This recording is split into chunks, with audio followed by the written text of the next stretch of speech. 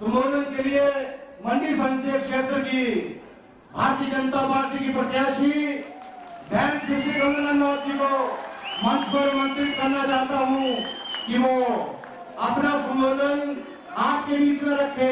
बहन कंगना रनौत जी।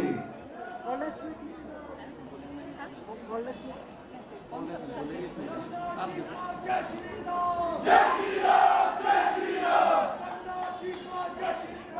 जय श्री राम, जय श्री राम। भारत माता की जय, भारत माता की जय, भारत माता की जय, वंदे मातरम, वंदे मातरम। मैं आज आभारी हूँ श्री गोविंद ठाकुर जी की, प्रभारी मंडी संसदीय क्षेत्र एवं प्रदेश उपाध्यक्ष भारतीय जनता पार्टी, रवि ठाकुर जी पूर्व विधायक एवं भाजपा प्रत्याशी लाहौल स्पीति, श्री ठाकुर दास मंडल अध्यक्ष मनाली, श्री अरविंद चंदेल जिला अध्यक्ष कुल्लू, श्री दुर्गा ठाकुर मंडल संयोजक मनाली, श्रीमती धनेश्वरी ठाकुर प्रदेश कार्य समिति सदस्य, श्री जोगिंद्र मेहरा मंडल महामंत्री, श्री बागेश शर्मा मंडल महामंत्री, श्री अखिलेश कपूर प्रदेश महामंत्री किसान मोर्चा, श्री चमन कपूर संयोजक नगर नायक हिमाचल प्रदेश, श्रीमती हेमा ठाकुर महिला मोर्चा अध्यक्ष मनाली मंडल, श्री मनोज लाजे नगर परिषद उपाध्यक्ष मनाली, श्री गोवर्धन नारायण जिला उपाध्यक्ष एवं प्रभारी वरिष्ठ वार्ड, श्री जयनेश ठाकुर जिला अध्यक्ष युवा मोर्चा कुल्लू, श्री विजय ठाकुर अध्यक्ष युवा मोर्चा मनाली मंडल, श्री गंगा सिंह अध्यक्ष अनुसूचित जाति मोर्चा मंडल मनाली, श्री हेमा ठाकुर अध्यक्ष महिला मोर्चा मनाली मंडल, श्री भगवान दास नेगी अध्यक्ष अनुसूचित जाति मोर्चा मंडल मनाली, श्री विजय ठाकुर अध्यक्ष युवा मोर्चा मनाली मंडल, श्री रमन ठाकुर अध्यक्ष किसान मोर्चा मंडल, श्री चमन महंत अध्यक्ष ओबीसी मोर्चा मनाली मंडल, श्री सुंदर ठाकुर वरिष्ठ मंडल संयोजक मनाली, श्री मुकेश ठाकुर अध्यक्ष होटल एसोसिएशन मनाली, श्री चंद्रमोहन शर्मा जिला परिषद, श्री मकर ध्वज शर्मा जिला अध्यक्ष देव समाज प्रकोष्ठ, श्री नवल नेगी विस्तारक मनाली, श्री पन्ना लाल जी प्रभारी नगोसी, श्री मोहर सिंह प्रभारी, श्री हीरा लाल प्रभारी मंडल वार्ड एवं मेरे मीडिया के प्रिंट इलेक्ट्रॉनिक के दोस्तों और मेरे सारे मनाली और आसपास के गांव से आए भाई बहन बुजुर्ग बच्चों, ये मेरा ना जाने कितने जन्मों का पुण्य कर्म है जो आज मुझे सौभाग्य से ये दिन देखना पड़ा है।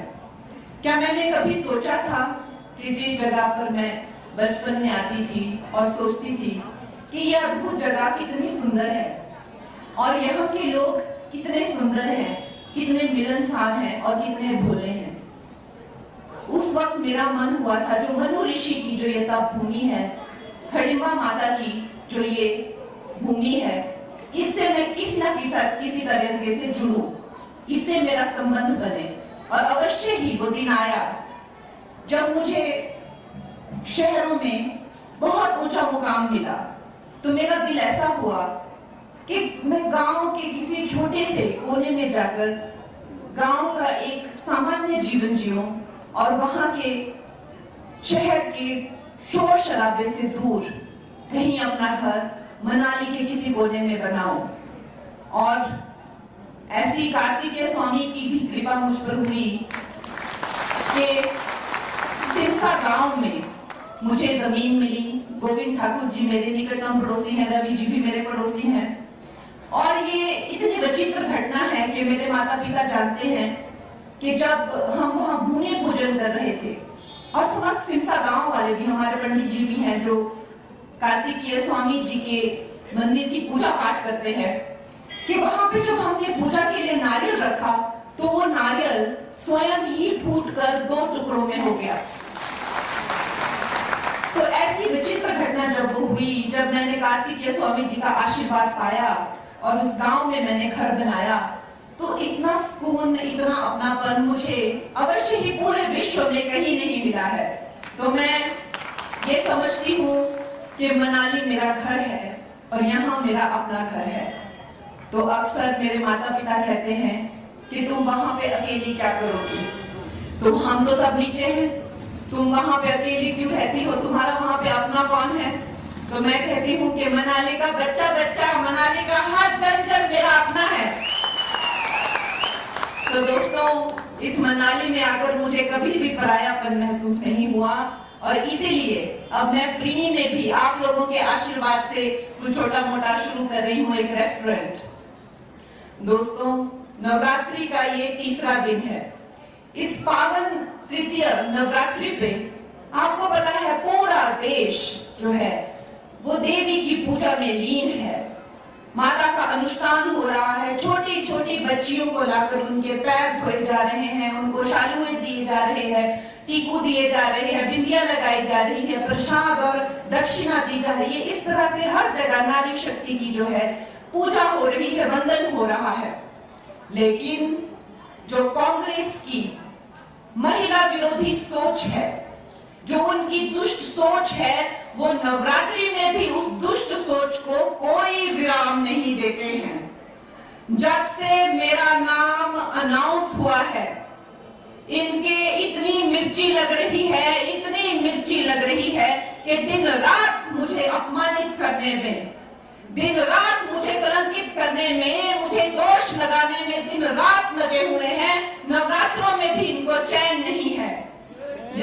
जैसे मेरी बहन धनेश्वरी जी ने कहा कि एक बड़ा पप्पू है दिल्ली में, लेकिन हमारे यहाँ पे भी एक छोटा पप्पू है। वो कहता है कि मैं गौ मांस खाती हूँ और उसके पास एक वीडियो है, तो वो वीडियो दिखाता क्यों नहीं है? उसके पास कोई तो इस चीज का प्रमाण होगा कि उसने मुझे गौ मांस खाते हुए कहां देखा। कोई रेस्टोरेंट का बिल होगा, कोई फोटो होगा, कोई इंटरव्यू होगा। झूठा और एक नंबर का पलटूबाज है ये छोटा पप्पू। लेकिन आप इससे उम्मीद ही क्या कर सकते हैं जब इसका सीनियर बड़ा पप्पू कहता है कि हमें शक्ति का विनाश कर देना है। जो भी हिंदू धर्म की जो शक्ति है, देवी शक्ति जो है, उसका विनाश कर देंगे। तो जब बड़ा पप्पू ऐसे बातें करता है तो छोटे पप्पू से क्या उम्मीद की जा सकती है? छोटा पप्पू मुझे कहता है कि ये कलंकित है, ये अपवित्र है और इसको देवभूमि में आके पवित्र होना चाहिए। मैं उसको पूछना चाहती हूँ कि उसे क्यों लगता है कि मैं अपवित्र हूं? क्योंकि मैंने अपने बाप के नाम के बिना, अपनी माँ के नाम के बिना, अपने आप खुद अपना नाम मुंबई नगरी में बनाया, इसलिए उसको लगता है मैं अपवित्र हूँ। उसको क्यों लगता है मैं अपवित्र हूँ? क्योंकि मैं पॉलिटिक्स में आना चाहती हूँ।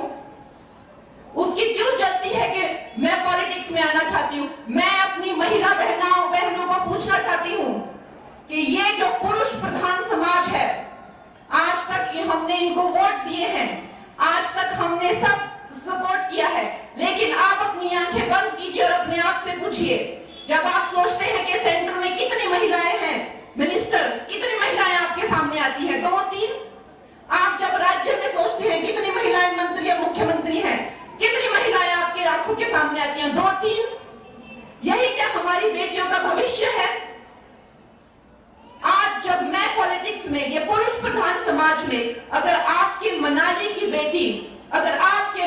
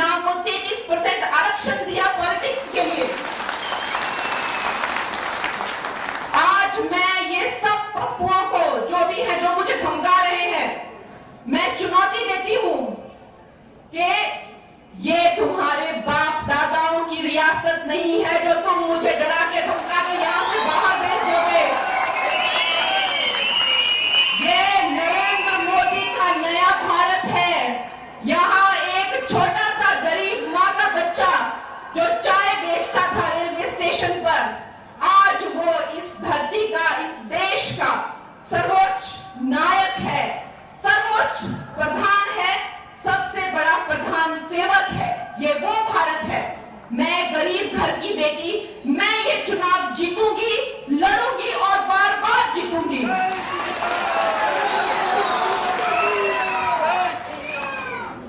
ऐसे राजा बेटा मुझे बहुत मिले हैं, यही नहीं मिले, हर जगह मिले हैं। फिल्म इंडस्ट्री में भी इन राजा बेटाओं को मुझसे बड़ी प्रॉब्लम थी। वहां पे महिलाओं का शोषण करने का प्रचलन था, लड़कियों को इस्तेमाल किया जाता था, चुप करा के भगा दिया जाता था। इसके खिलाफ जब मैंने आवाज उठाई तो यही वंशवादी, यही परिवारवादी कुछ पप्पू जो शराब और ड्रग्स के नशे में धुत रहते हैं, इन्होंने मुझे डराया, मुझे धमकाया, यहां तक कि मुझे नोटिस भेजा और मुझे जेल में डालने की कोशिश की। लेकिन मेरा कुछ नहीं बिगाड़ सके, इन्होंने मुझे खत्म नहीं किया। मैंने अपनी फिल्मों से हीरो ही खत्म कर दिए।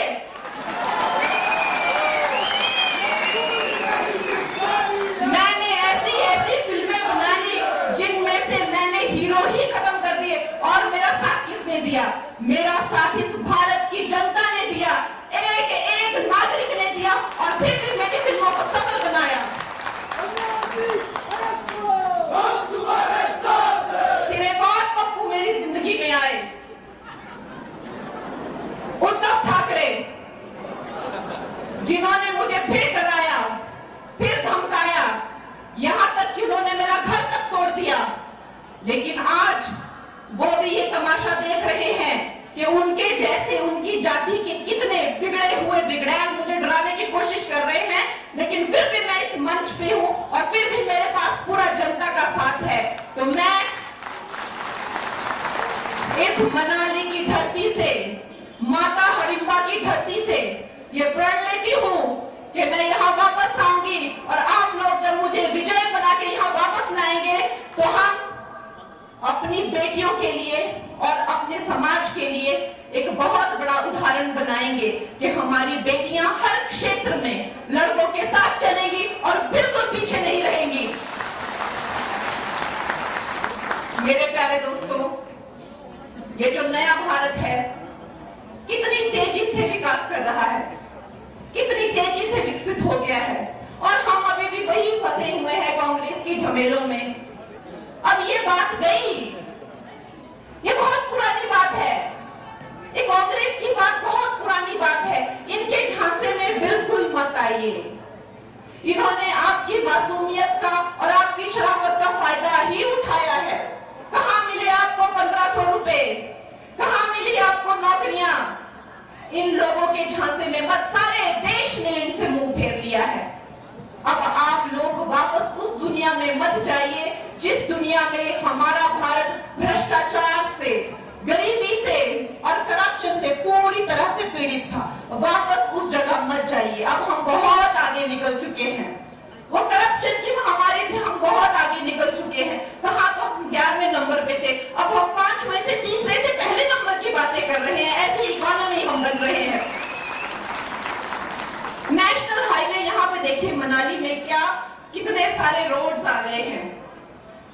हमारी जो बहनें हैं, हमारी जो बेटियां हैं, उनको शौचालय से लेकर, मकान से लेकर, गैस सिलेंडर से लेकर, पानी के कनेक्शन से लेकर, बिजली से लेकर, अरे इन्होंने तो, कांग्रेस वालों ने तो बिजली का कोयला तक खा लिया।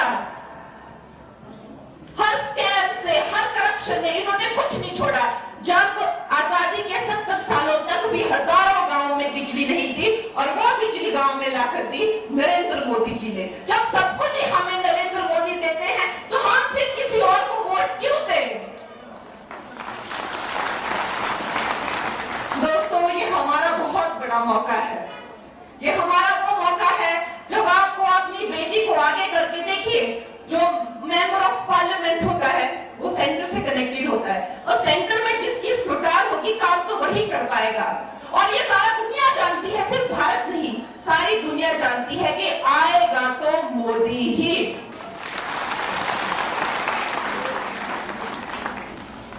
तो दोस्तों, जब हमें पता है कि आएगा तो मोदी ही, तो आपने अपनी सेविका को भी पूरा मौका देना है।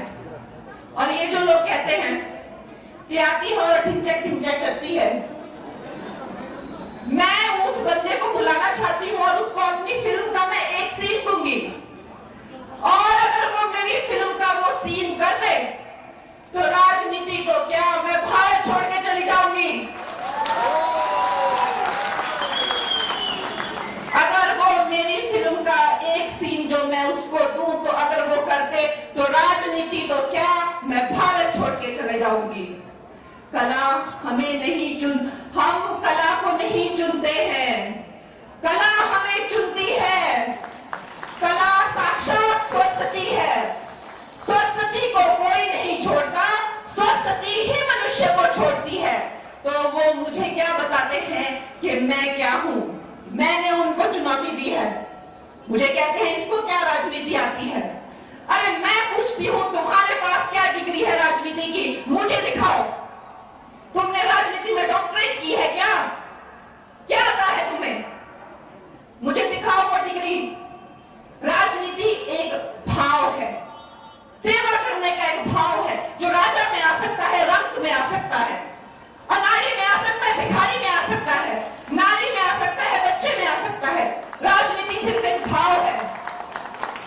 तो मुझ में आ गया, तुम कौन होते हो मुझे पूछने वाले कि मुझे राजनीति आती है कि नहीं, मुझे राजनीति आती है कि नहीं, मैं लोगों की सेवा करूंगी कि नहीं, ये लोग जानना चाहते हैं। इनकी ये इच्छा पूरी की जाएगी। 4 जून के बाद में इनको डेमो दी जाएगी कि मैं कैसी राजनीति करती हूं, मुझे राजनीति आती है कि नहीं, मुझे लोगों की सेवा करनी आती है कि नहीं। इनको डेमो दिया जाएगा और ये देखेंगे, और अब देखते रहेंगे, देखते ही रहेंगे।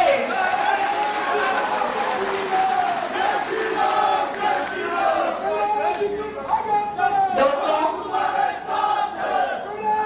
मुझे जब मैं इस जगह पे आई थी तो मैंने नहीं सोचा था कि ये गांव के लोग, इस शहर के लोग मुझे अपनाएंगे या अपना समझेंगे या अपना बनाएंगे।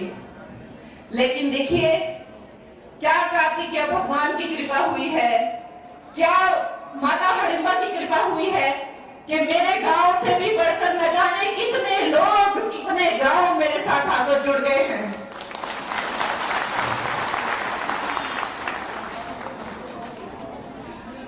हमारे गांव सिमसा में कल हमने और मेरे पार्टी के लोगों ने, आप सब हमारे अपने ही हैं, एक छोटा भंडारा कार्तिकेय स्वामी जी के मंदिर में रखा हुआ है प्रोग्राम। तो आप लोग जो वहां आए, जिन जिन से बन पड़े, आप लोगों का बहुत स्वागत है। दोस्तों, हिमाचल में हमारे जो शिखर नेतृत्व है, उनकी बड़ी योजनाएं हैं। उन्होंने हमें बिलासपुर में इतना बड़ा एम्स बना के दिया, आयुष्मान में हमें 5-5 लाख के फ्री के इलाज दे रहे हैं स्वास्थ्य बीमा में, उसका हिम केयर करके भी एक्सटेंशन किया हुआ है। फिर 3 नए नाहन में, हमीरपुर में, चंबा में मेडिकल कॉलेजेस खोल दिए हैं, ऊना में पीजीआई सैटेलाइट सेंटर खोल दिया है, अटल इंस्टीट्यूट शिमला में खोल दिया है। ऐसे न जाने कितने काम हो रहे हैं दोस्तों। अब उन कामों में रुकावट नहीं आनी चाहिए। 400 पार का हमारा एक लक्ष्य है। 400 पार में एक मोती मंडी का भी होना चाहिए। हमें पता है कि ये भारत की जो जनता है, ये तीसरी टर्म जो है वो मोदी जी को एक इनाम के रूप में या एक भेंट के रूप में दे रही है। मोदी जी की झोली में हमें मंडी का मोती भी डालना है। मोदी जी को जय श्री राम, जय श्री राम, जय श्री राम। मोदी जी को जय श्री राम, जय श्री राम, जय श्री राम। मोदी जी को जय श्री राम, जय श्री राम, जय श्री राम। भारत माता की जय, भारत माता की जय, भारत माता की जय। श्री राम, जय श्री राम, जय श्री राम।